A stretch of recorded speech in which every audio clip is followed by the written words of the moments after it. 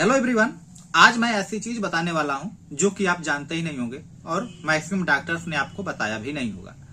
तो मैं डॉक्टर उमाशंकर सिंह, मेरे चैनल पर आपका बहुत बहुत स्वागत है। आइए जानते हैं जो सिफिक्जिम होती है। सिफिक्जिम एरिस्टो कंपनी बनाई है मैक्सी सेफ ओ सिरप जो होता है ये 50 mg का आता है और मैक्लियार्ड्स कंपनी बनाती है साथियों सिफोलैक 100 mg यानी सिफोलैक 100 mg।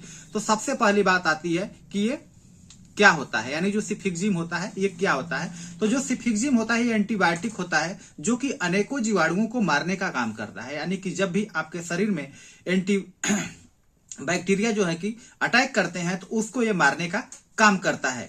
साथियों जो ये टैबलेट सिफिक्जिम की टैबलेट भी आती है और ये सिरप भी आता है। तो सिरप बच्चों के लिए होता है और टैबलेट एडल्ट बड़े लोगों के लिए होता है। साथियों बैक्टीरिया को मारने के लिए सिफिक्जिम बहुत ही बेहतरीन दवा है और यह शरीर के इन्फेक्शन को, जैसे कि कान का इन्फेक्शन, अगर आपके कान में इन्फेक्शन हो गया है तो उसमें भी यूज करते हैं।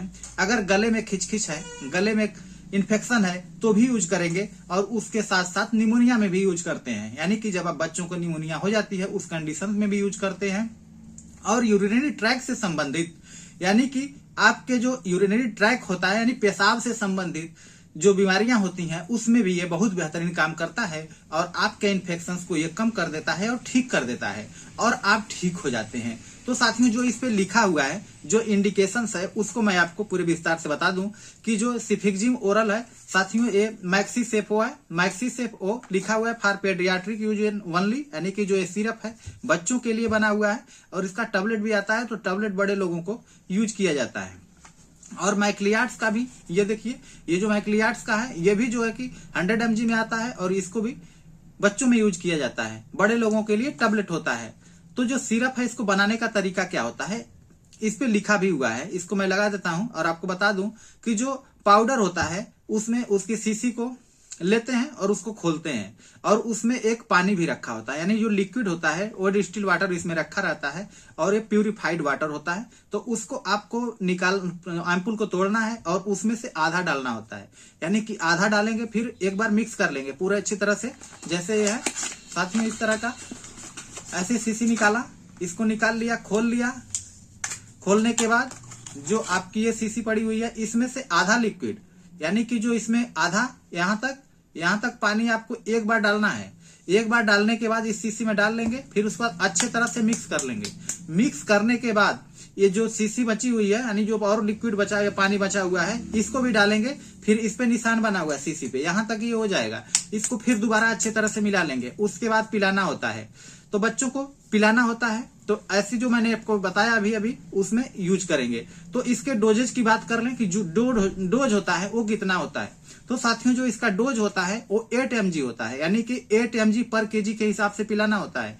अगर बच्चे का मान लीजिए कि 10 kg है, यानी कि 10 किलो का बच्चा है तो आपको 8 mg देना है उसको 1 kg पर। तो यानी कि 8 गुणे 10 यानी कि 80 हो गया, यानी 80 हो गया, यानी 80 mg बच्चे को देना है।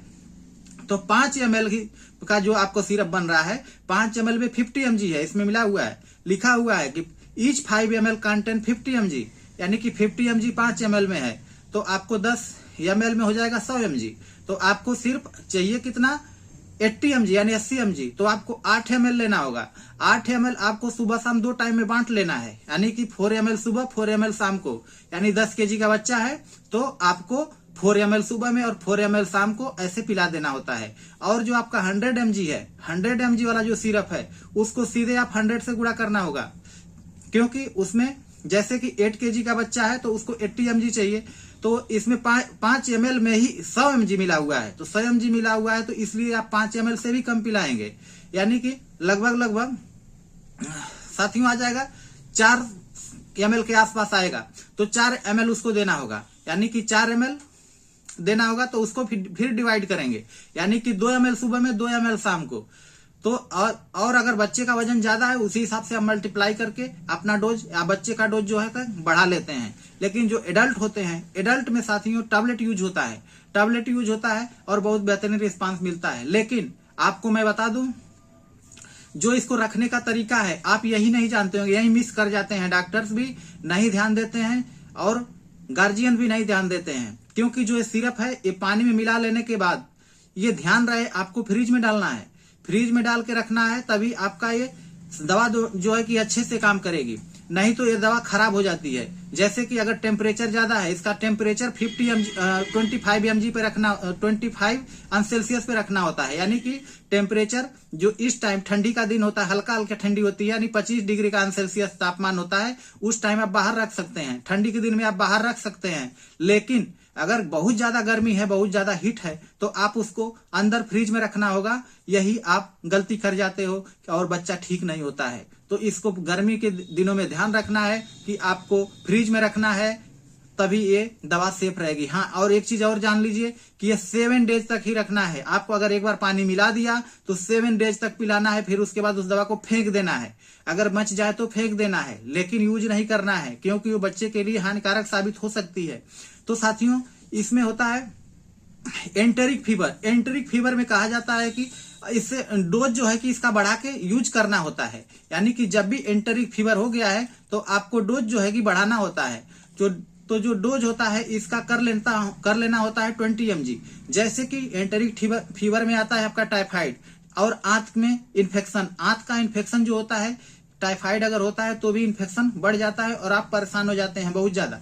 तो इसमें आपको 20 mg पर kg के हिसाब से देना होता है। लेकिन अगर एडल्ट है तो एडल्ट में आप कम से कम 400 mg का यूज करेंगे, तभी आपको फायदा भी मिलेगा, नहीं तो आप परेशान रहेंगे।